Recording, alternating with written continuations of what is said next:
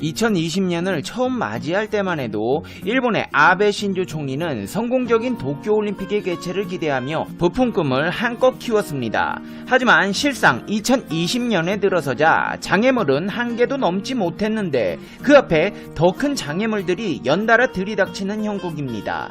코로나, 경제위기, 홍수까지 뭐 하나 제대로 대응할 수 없을 만큼 일본은 혼돈에 빠져 있습니다. 이런 와중에 일본 각지에서는 여태껏 발견된 적이 없는 생물들이 최근 몇 개월 사이 잇따라 발견이 되면서 관심이 커지고 있는데요. 생물학계에서는 유전자가 알 수 없는 이유로 변형을 일으킨 것으로 보고 있지만 일부 누리꾼들은 다양한 추측성 의견을 내고 있습니다.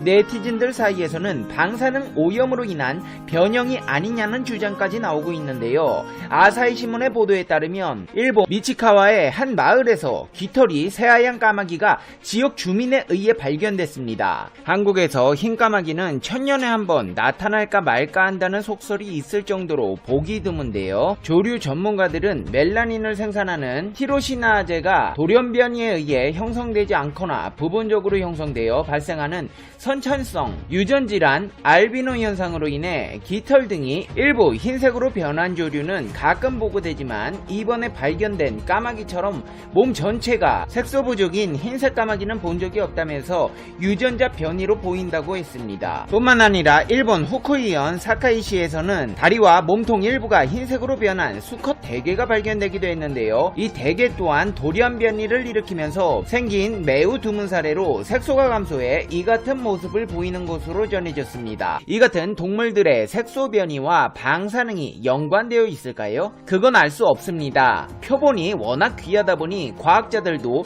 이것들에 대한 연관성을 찾아내기가 쉽지 않은 상황입니다. 그렇다면 방사능 원전이 터져버린 후쿠시마의 생태계 상황은 현재 어떨까요? 기르던 가축들도 주인이 없어져서 먹이도 먹지 못하고 돌봐주는 사람이 없어져서 다 굶어 죽었을까요? 놀랍게도 후쿠시마는 방사능 유출에도 야생동물 개체수에는 영향이 없는 것으로 나타났습니다. 미국 조지아 대학 연구팀은 후쿠시마 지역을 최고 수준 오염으로 인간의 접근이 차단된 곳, 중간 수준의 오염으로 인간의 접근이 제한된 곳, 방사능 수치가 낮아 인간 거주가 허락된 곳으로 나눠 120일 동안 발견된 야생동물을 카메라로 수집했습니다. 그 결과 후쿠시마 지역의 다양한 영역에서 멧돼지와 일본 산토끼, 짧은 꼬리 원숭이, 꿩, 여우, 너구리를 포함해 약 26만 7천 마리가 넘는 야생동물이 사진으로 기록되었습니다. 그 중에서도 가장 많이 발견된 야생동물은 멧돼지로 120일 동안 4만 6천 회 이상 촬영되었고 이 중 2만 6천 회 이상이 인간이 살지 않는 지역에서 찍혔습니다. 너구리와 일본 담비, 일본 짧은 꼬리 원숭이 역시 인간이 살지 않거나 제한된 구역에서 많이 발견되었습니다. 연구를 진행했던 야생생물학자 제임스 비즐리 조지아 대학 교수는 체르노빌과 후쿠시마 같이 방사능 유출 사고 지역의 야생동물 상태에 대해 과학계와 대중 모두 여러 추측과 의문을 가져왔다며 연구 결과 방사능 오염이 존재함에도 불구하고 현재 후쿠시마 지역 전체에 걸쳐 수많은 야생동물 종들이 풍부하게 서식하고 있다는 증거를 발견할 수 있었다고 말했습니다. 그러면서 이 방사능 지역 개체들의 행동 양식에 대해 분석했는데요. 비즐리 교수는 방사능보다는 인간의 활동 수준, 고도 및 서식지 유형이 평가 대상이었던 종의 풍부성에 더 큰 영향을 미치는 주요 요인으로 나타났다고 말했습니다. 연구 결과 대부분의 야생동물 활동 패턴은 기존과 일치했지만 무인 지역의 멧돼지가 인간 거주 지역의 멧돼지보다 낮에 더 활동적이었습니다. 이는 인간이 부재할 경우 야생동물의 행동이 바뀔 수 있다는 사실을 시사합니다. 아하, 방사능이 야생동물들의 개체수를 줄이지는 않는군요. 자, 그렇다면 이 조지아 대학의 연구로 방사능이 개체수를 줄이지 않는다는 건 잘 알겠습니다만 이 생물들 멀쩡한 것일까요? 그럴 리가 없습니다. 강한 방사선은 아예 세포를 파괴해버립니다. 생물의 신체에 눈에 띄는 피해를 즉각적으로 주는 것입니다. 약한 방사선 방사선은 세포를 죽이지는 않지만 유전 물질, 즉 유전자인 DNA에 영향을 줄 수 있습니다. DNA에 영향을 준다는 것은 돌연변이 혹은 암을 일으킬 수 있다는 의미입니다. 방사선은 DNA를 직접 파괴하거나 간접적인 경로로 통해 손상을 입힙니다. 간접적인 경로에서 방사선은 세포 내 물 분자를 이온화시켜 방사성이 강한 유리기를 만듭니다. 유리기는 원래 안정된 상태로 돌아가는 과정에서 DNA에 손상을 입히기도 합니다. DNA 손상은 길게 이어진 DNA 가닥이 끊어지고 일부가 끊어져 나가거나 DNA의 염기가 다른 것으로 바뀌는 두 가지 형태로 나타날 수 있습니다. DNA 손상으로 인한 돌연변이가 체세포에서 일어나면 수년이 지난 뒤 암으로 나타날 수 있습니다. 또 돌연변이가 정자나 난자 같은 생식세포에 일어나면 이 돌연변이는 자손에게 유전이 됩니다. 방사능으로 인한 DNA 손상, 즉 돌연변이가 유전된다는 사실은 대부분 사람이 아닌 동물 실험을 통해 확인된 것인데요. 방사능 지역 개체들의 DNA를 모조리 다 연구해 볼 수는 없으나 일본 곳곳에서 나타나는 돌연변이들로 그 심각성을 알아볼 수 있습니다. 아하, 수년 뒤 암으로 나타날 수 있고 DNA를 통해 유전까지 된다고요? 그렇다면 방사능 먹지 않게 조심해야 할 텐데요. 일본의 방사능 농수산물 현재 관리는 제대로 되고 있는 거겠죠?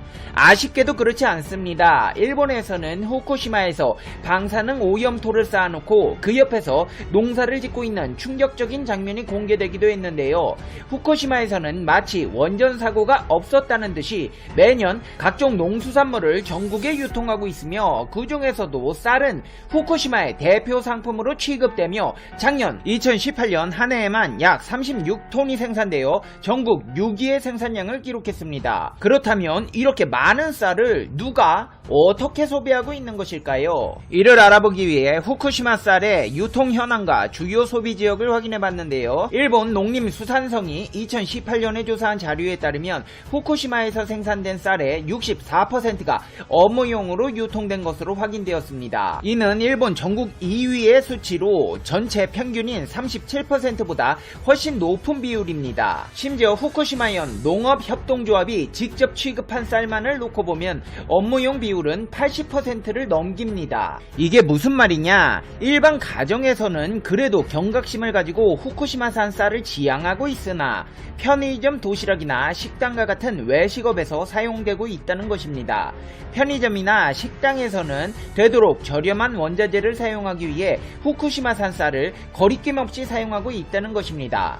아니, 그러면 원자재 표시에 후쿠시마산 쌀이라고 써있지 않습니까? 가정에서는 안 먹는데 외식할 때만 경각심이 줄어드는 것인가요? 일본에서 업무용으로 유통되는 쌀은 특정 생산지역을 표시하지 않고 국산이라는 표기만으로 유통되기에 식당과 편의점 역시 국산이라고만 알릴 뿐 실제 소비자들은 일본 어디에서 생산된 쌀인지 알 길이 없습니다. 후쿠시마현 농림수산부가 발표한 일본의 지역별 후쿠시마산 쌀 소비량을 분석해보면 더욱 충격적인 사실이 드러나게 되는데요. 인구 100만 명당 후쿠시마산 쌀을 많이 소비하는 지역 1위부터 3위는 도쿄도, 효고현, 오키나와현으로 나타납니다. 놀랍게도 세 지역 모두 외국인 관광객들에게 인기 있는 일본 주요 관광지로 손꼽히는 지역입니다. 도쿄가 후쿠시마에서 가깝고 유통이 쉬워 소비가 많다고 하기에는 제일 먼 지역인 오키나와의 높은 소비량이 설명되지 않기 때문에 주요 대도시와 관광지가 밀집된 지역들을 중심으로 후쿠시마 쌀의 소비가 많다고 분석이 가능한 부분입니다. 아베 총리는 한국인 관광객 감소가 아쉬울 수밖에 없습니다. 관광 수익도 뼈아프지만 한국인 관광객들은 후쿠시마 쌀을 소비해주던 1등 공신이기 때문입니다. 일본에서는 부흥청이라는 조직을 만들어 운영 중인데요. 동일본 대지진 피해 복구를 위해 만들어진 한시 조직입니다. 당초 2021년 3월까지 둘 예정이었지만 10년을 더 존치하기 위한 훈령 개정이 진행 중입니다. 동일본 대지진의 피해 복구가 아직 완전히 이루어지지 않았기 때문입니다. 근데 이 조직에서 업무라고 주력하는 것 중 하나가 품평 피해 없애기입니다. 부흥청은 뜬 소문을 없애기 위하여란 제목의 소책자를 배포했는데요. 이 뜬 소문이 바로 품평을 옮긴 말입니다. 품평은 일본 정부가 원전사고, 방사능 누출 피해 등에 대한 우려를 어떻게 인식하는지를 드러내는 말이기도 합니다. 우려를 잘못된 정보에 기반한 뜬 소문으로 규정해 고쳐야 할 대상으로 여긴다는 것입니다. 역사 왜곡도 그렇지만 이 책자에서도 헛소리 주저리 써놓고 후쿠시마산 농수산물이 안심해도 된다, 문제없다며 안전하다는 주장을 반복하고 있습니다. 일본 식품위생법에 따른 세슘 방사능 기준치가 1kg당 100베크럴로 미국 등 대부분의 국가보다 엄격하다는 점을 근거로 제시했습니다. 그러면서 후쿠시마현 쌀 등 모든 것이 검사 후 기준치 이하 시에만 출하된다. 시장에 있는 것은 이 기준치를 모두 다 통과한 것이라 안전하다. 도쿄 등 관동지방 세븐일레븐 주먹밥에 후쿠시마현 쌀이 쓰이고 총리관저 인근 식당에 후쿠시마산 메밀국수가 제공된다. 먹어도 된다. 먹어서 응원 좀 해라. 라는 주장을 하고 있습니다. 이제 페페TV의 결론입니다. Conclusion. 페페TV. 이번에 일본에 홍수가 왔잖아요. 다행히 방사능 지역과는 거리가 좀 있지만 만약에 방사능 지역에 비가 온다면, 혹시 대지진이 다시 한번 난다면 어떻게 해야 될까요? 일본 정부는 방사능 처리를 자체적으로 조속히 해야 합니다. 바다에 뿌리겠다는 헛소리 그만하고 자체적으로 해결 방안을 강구해야 할 것입니다. 여름이라 장마는 계속될 것이고 방사능 오염수는 그만큼 늘어날 수밖에 없습니다.